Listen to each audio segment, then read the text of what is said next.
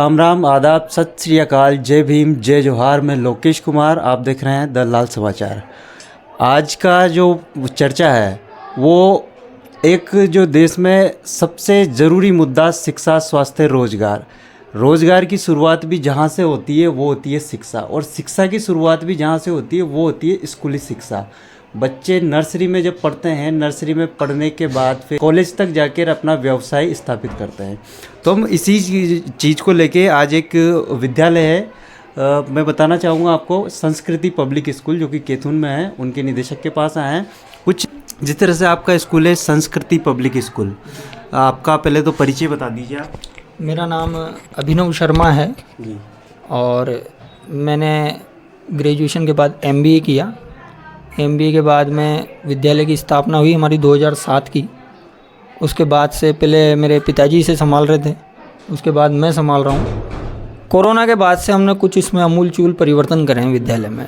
ग्रामीण क्षेत्रों में ज़्यादातर श्रमिक मजदूर वर्ग रहता है। जी जी। उनके बच्चे हाई लेवल की कोटा जैसी शिक्षा उनके लिए लेना असमर्थ है। पॉसिबल ही नहीं है कि इस तरह के वातावरण में, इस माहौल में एक अभिभावक अपने बच्चों को कोटा बेच करके 25-25, 30-30 हज़ार रुपये सालाना बच्चे के ऊपर खर्च कर सके। इन चीज़ों को सोचते हुए, समझते हुए हमने कुछ वैसी ही तकनीक कम से कम पैसों में हम यहाँ कैसे दे सकते हैं बच्चों को, इस मुद्दे पर हम लोग प्रयास कर रहे हैं। मैं अकेला ही नहीं, मेरा पूरा स्टाफ, सारा MA BEd स्टाफ है हमारा, वेल एजुकेटेड स्टाफ है। यहाँ के लोकल भी हैं और कोटा से भी हम लोग बुलाते हैं टीचर्स को गाइडेंस करने के लिए। 2018 से हम लोग रेगुलर मेरिट्स लेकर के आ रहे हैं, आप देख सकते हैं 5वीं और 8वीं बोर्ड में A+ रिजल्ट के साथ। ये तो हुई शिक्षा की बात। शिक्षा के क्षेत्र में हम लोग पूरे प्रयास कर रहे हैं, सारे टीचर्स हमारे वेल ट्रेंड है। इसके अलावा छोटे बच्चों में जब हम देखते हैं तो छोटे बच्चों में शिक्षा से जोड़ना सबसे बड़ा मुद्दा होता है एक छोटे बच्चे का, क्योंकि उसको यहाँ घर पे ऐसा माहौल नहीं मिल रहा, वातावरण नहीं मिल रहा कि उसके अभिभावक इतने ज़्यादा शिक्षित नहीं हैं कि वो घर जा कर के उन बच्चों को पढ़ा सके। तो हमने एक प्लेवे मेथड अपनाया है। हम लोगों ने डिजिटल क्लास चालू करी, क्योंकि ज़्यादातर पेरेंट्स की शिकायत रहती है कि बच्चा कार्टून देखता है दिन भर, पढ़ाई नहीं करता, मोबाइल देखता है, मोबाइल पर ज़्यादा ध्यान रहता है। तो अब हमने क्या करा कि एक डिजिटल क्लास चालू करी लास्ट ईयर से। उसका हमें बहुत बढ़िया रिजल्ट मिल रहा है कि जो बच्चा आप साल भर उसको ABCD, अच्छा नर्सरी का सिलेबस होता कितना सा है, ABCD 1 to 10, इस चीज़ को सीखने में बच्चा फर्स्ट क्लास तक आ जाता था, लेकिन उसकी वो मात्राएं कमियां पूरी नहीं हो पाती थी, गिनती पूरी नहीं हो पाती थी। तो उसका हमने तरीका एक निकाला है कि आप डिजिटली बच्चे को इन्वॉल्व करो। एक कार्टून आएगा, वो आपको ABCD सिखाएगा, तो बच्चा अपने आप सीखेगा। वो जो एक समय जाया जा रहा था मोबाइल में, तो उसी समय को आपने सदुपयोग किया। क्योंकि टेक्नोलॉजी का बहुत अच्छा इस्तेमाल हम लोग कर सकते हैं, लेकिन अगर हम चाहें तो हम उस विषय पर काम कर रहे हैं, प्रयास कर रहे हैं धीरे धीरे। जिस तरह से आप जो छोटी क्लास से लेके अपर क्लास, कौन सी हाईएस्ट क्लास? 8th क्लास तक। तो आपका जो प्लेग्राउंड हम देख के आए हैं, तो प्लेग्राउंड में कौन सी क्लास तक के बच्चों को आप उसमें इन्वॉल्व करते हैं? सभी क्लासों के बच्चों को हम इन्वॉल्व करते हैं, ऐसा नहीं है। देखो क्या है, बोर्ड क्लास के बच्चे को भी खेलना है, खेल तो सबके लिए ज़रूरी है। नर्सरी क्लास के बच्चे को भी खेलना है, तो उसके लिए हमने क्या है कि पीरियड सिस्टम कर रखे हैं। वीक में सैटरडे के दिन 2 घंटे, 1 घंटे ऐसे अलग अलग हमने डेज डिसाइड कर रखे हैं। उसमें जैसे मान लो 2nd 3rd क्लास आज उनका है गेम्स का पीरियड, तो वहाँ पर और गेम्स भी तरह तरह के, खो खो है, कबड्डी है।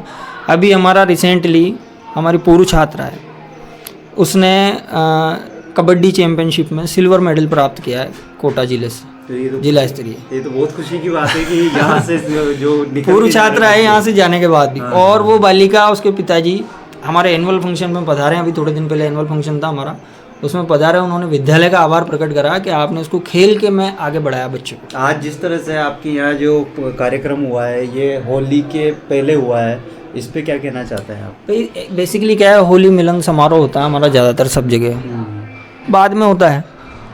अब रंगों से किसी को एलर्जी हो सकती है, जी, लेकिन फूलों से तो नहीं हो सकती।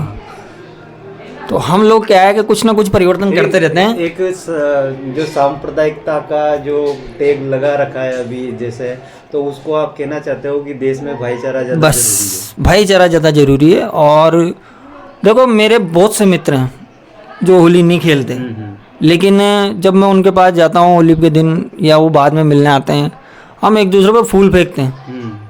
अब फूल से तो सम्मान होता है, जी किसी का अपमान नहीं होता। तो अगर आप प्रेम है आपके मन में, होली आपको सिखाता क्या है? प्रेम का त्यौहार है, प्रेम का त्यौहार है। तो राधा कृष्ण का है। मेरी तो अभिभावकों से एक ही अपील है कि आप अपनी महत्वाकांक्षा बच्चों के ऊपर मत थोपें।